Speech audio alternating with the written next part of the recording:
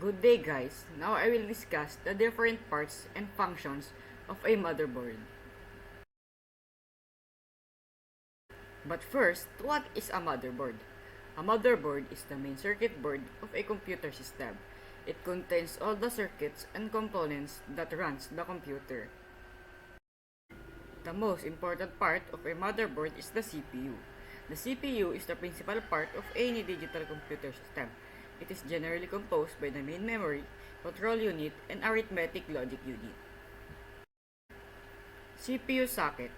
CPU socket contains one or more mechanical components that provides mechanical and electrical connections between the processor and the printed circuit board. This allows the placing and replacing of the CPU without soldering. CPU fan. CPU fan is a fan on the top of a computer processor.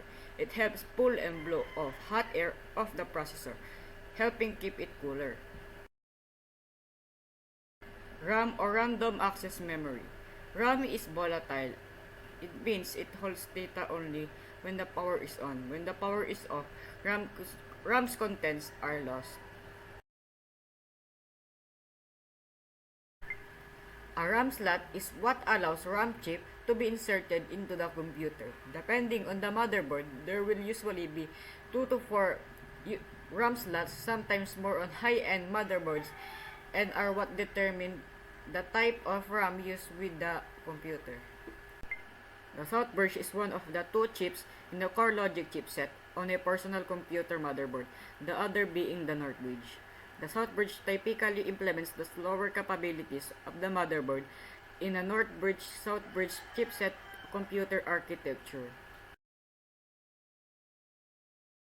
A North Bridge or host bridge is one of the two chips in the core logic chipset architecture on a PC motherboard, the other being the South Bridge.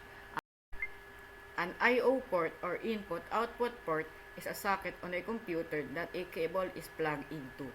The port connects into the CPU, to a peripheral device via a hardware interface, or to the network via a network interface.